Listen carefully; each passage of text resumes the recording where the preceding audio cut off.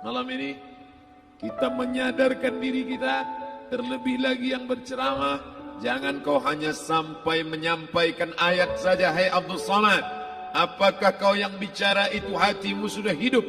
Senantiasa merasakan diri, aku orang paling hina, aku orang paling kotor, ditempelkan kening ke lantai di tempat yang diinjak tapak kaki, mengatakan bahwa aku bukan siapa-siapa. Umur diberikan Allah 40, 60, 70. Berapa yang kupakai untuk menolong agama Allah? Berapa yang kupakai untuk mengingat Allah? Mata, tangan, telinga, kaki akan diminta tanggung jawab di hadapan Allah. Dulu dibangga-banggakan, dihormati, dimuliakan. Yang kami muliakan Al-Mukarram, Al-Ustaz. Tapi pada saat tiba masanya, yang kita bawa tak lain tak bukan innallaha la yanzuru ila ajsamikum. Allah tak menengok badan, fisik, bentuk tubuh, baju. Ini sampulnya saja. Wala ila suwarikum, Allah tak menengok rupa, wajah. Walakin yanzuru ila qulub.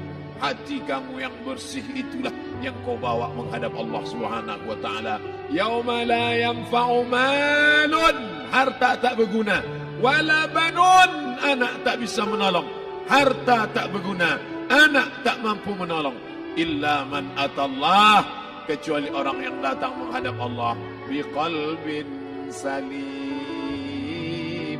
dengan hati yang bersih, hati yang tulus, hati yang memercikkan cahaya iman, hati yang bersih dari hasad, busuk hati, sum'ah, riya, takabbur. Itulah yang menolong di hadapan Allah Subhanahu wa taala. Apa kata Imam Ali radhiyallahu anhu? An-nasu niyam. Semua manusia waktu hidup itu tidur. Bapak tidur, ibu tidur, saya tidur. Semua orang waktu hidup itu tidur. Falamma matu, ketika dia mati, disitulah dia baru terjaga dari tidur panjang. Saat Israel mencabut nyawa, ditarikkan adalah satu centapan yang kuat.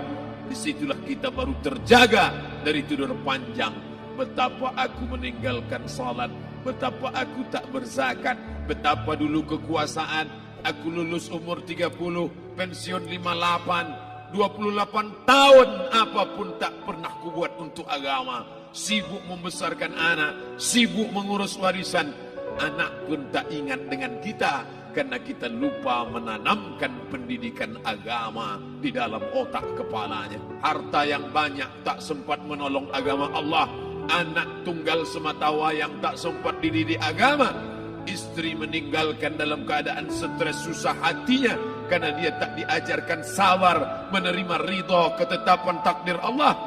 Dan paling celaka, tak pernah anggota tubuh ini dipakai untuk berzikir, muhasabah, mengingat Allah. Tak pernah mata dipakai menengok Quran, kitab suci Allah. Tak pernah dipakai hati merenung sejenak. Apa yang akan kubawa mati menghadap Allah Subhanahu wa taala. Abdul Samad dari dalam tanah naik ke atas tanah, ceramah, masuk balik ke dalam tanah. Yang kau bawa apa? Baju koko tinggal, peci tinggal, pakaian kehormatan tinggal.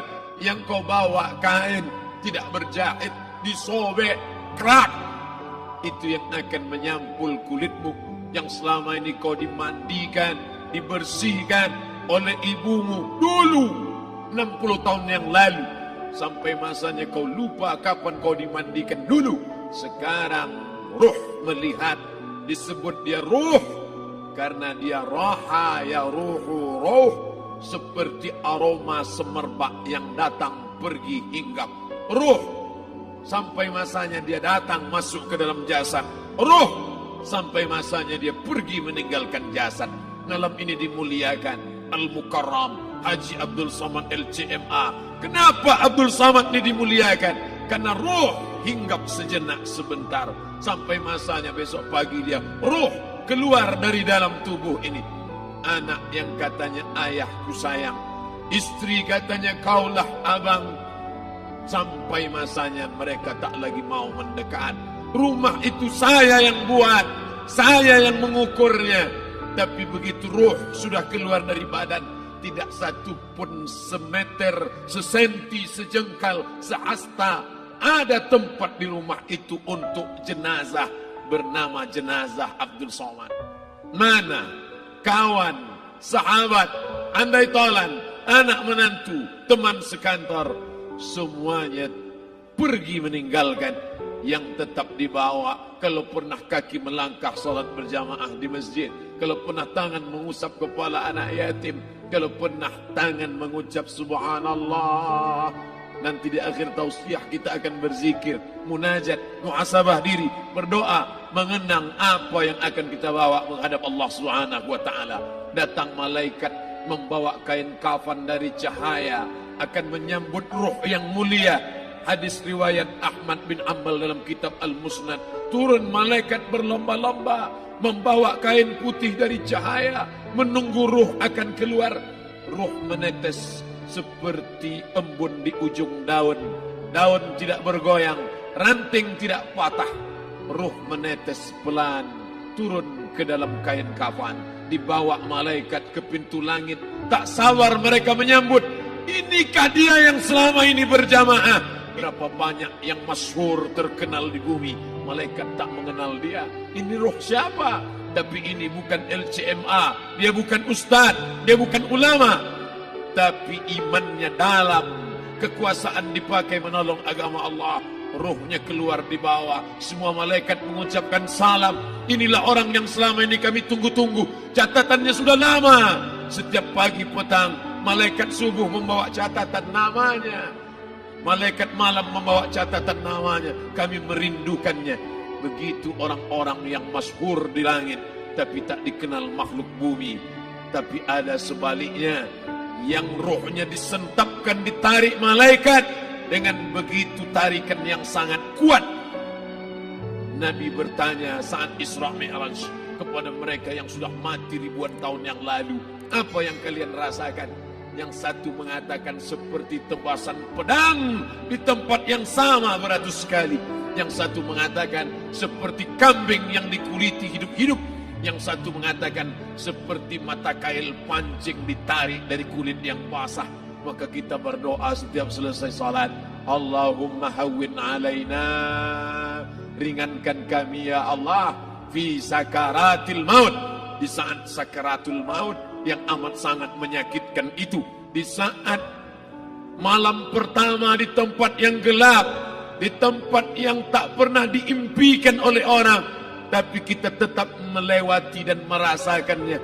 Perlahan-lahan cacing tanah, ular-ulat kalajengking akan menggerogoti kulit yang selama ini dimandikan, selama ini dipakaikan sampo yang mahal, selama ini dioleskan pelembab yang lembut.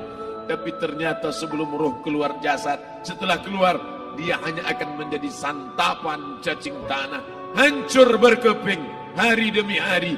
Yang pertama kali membusuk adalah mata, karena dia berisi cairan. Cairan ini mengering, busuk dan berlubang. Lalu kemudian usus sebulan di dalam tanah. Mulai dia menggelembung masuk angin dan dia meletus pecah. Cacing-cacing tanah mulai datang menggerogoti, memakan. Habis, siap tak siap, suka tak suka, kau akan didatangkan. Apa yang akan ditanya oleh Allah? Perbuatanmu, amalmu. Faman ya'mal mithqala dzarratin khairan yarah. Sebesar biji sawi, sebesar ujung rambut, kau aniaya orang, kau makan titik puluh keringatnya. U'tul ajira ajrahu, berikan upah pekerjamu. Gaji tukang panenmu, gaji tukang cuci setrikamu, kau makan, kau tahan 3 bulan. Dia tak menuntut, dia senyum, dia hanya mampu mengadu kepada Allah. Tapi titik peluhnya yang keringatnya, air matanya akan kau balas di hadapan Allah Subhanahu wa ta'ala. Di saat itu tak ada siapa bisa menolong. Hari ini uangmu banyak, kau bayar pengacara handal 1 jam 100 juta, bebas tanpa syarat. Tapi di hadapan Allah semua akan bersaksi. Al-yawma nakhtimu ala, lidah yang selama ini pandai bicara dikunci, ditutup Allah Ta'ala yang akan bicara. Wa tukallimuna aydihim wa tashhadu arjuluhum, kaki akan bersaksi, tangan akan bicara. Bima kanu yaksibun, yang pernah dilakukan di masa yang lalu. Mata melihat seolah-olah nyata perbuatan itu pernah dilakukan dulu. Kita lupa, kita tak ingat. Tapi catatan malaikat terlalu terang benderang. Wa in kullun lamma jami'un ladaina muhdharun. Catatan dibaca sampai-sampai orang itu tak percaya. Ma li hadzal kitab, kenapa buku catatan saya ini la yughadiru saghiratan, yang kecil-kecil, wala kabiratan, yang besar-besar, ahsaha, semua tercatat dalam buku catatan yang nyata. Dalam surat Al-Isra apa kata Allah? Iqra. Hari ini kalau dikatakan Iqra baca Quran, Iqra baca Yasin, malam Jumat Iqra baca surat Al-Kahfi. Tapi sampai hari itu Yasin tak bermakna, Al-Kahfi tak lagi disuruh baca, karena hidup sudah berakhir. Iqra, baca. Apa yang kau baca? Kafa binafsikal yawma alaika hasiba. Baca buku catatan amal. Sampulnya dosa, isinya dosa. Catatan kakinya dosa, sampul penutupnya dosa, bibliografinya dosa. Sampai ia pun tidak percaya, kenapa aku hidup hanya dosa saja. Saat itu dia mendengar teriakan azab, saat itu dia menyaksikan pekikan teriakan sakitnya siksa. Rabbana, ya Tuhan kami, farji'na, balikkan lagi kami ke dunia. Rabbana, ya Tuhan kami, absarna, mata kami sudah melihat azab. Wasami'na, telinga kami sudah mendengar sakitnya, pekikan, teriakan, jeritan. Farji'na, balikkan lagi kami ke dunia. Na'mal salihan, kami ingin amal saleh. Kami ingin bantu masjid, kami ingin sekolahkan anak yatim, kami ingin muliakan fakir miskin, kami ingin bantu panti jompo. Farji'na, balikkan lagi kami dunia. Kami ingin salat tahajud, kami ingin tahiyatul masjid, kami ingin puasa sunnah. Saat itu penyesalan tak lagi berguna. Na'mal salihan, kami ingin amal saleh. Andai kau beri kami tenggat waktu ya Allah, laula akhartani, kalau kau beri aku waktu, ila ajalin qarib, aku tak minta hidup 1000 tahun. Ila ajalin qarib, sebentar saja kau hidupkan aku ya Allah. Di situ orang baru tahu apa yang pernah dilakukan dulu, yang di masa lalu. Tak ada cara lain kecuali malam ini kita bertaubat, taubat nasuha, mandi, solat sunat taubat. Ma min muslimin yuznibu zamban, ada orang silap, khilaf, buat dosa, salah. Siapa yang tak pernah salah? Sedangkan datuk moyang kita Adam pun salah, tapi dia mengetahui, sadar salahnya. Dia berdoa, Rabbana zalamna anfusana, kami sudah menzalimi diri kami. Wa illam taghfir lana, kalau kau tidak mengampuni kami, wa tarhamna, kalau kau tidak merahmati kami, lanakunanna minal khasirin, kami termasuk orang yang rugi ya Allah. Maka malam ini kita bermunajat kepada Allah, berdoa, mengenang masa lalu, bergelimang dosa, besok tak akan kita ulang. Kita minta ampun kepada Allah Subhanahu wa taala. Astaghfirullahalazim, astaghfirullahalazim, astaghfirullahalazim.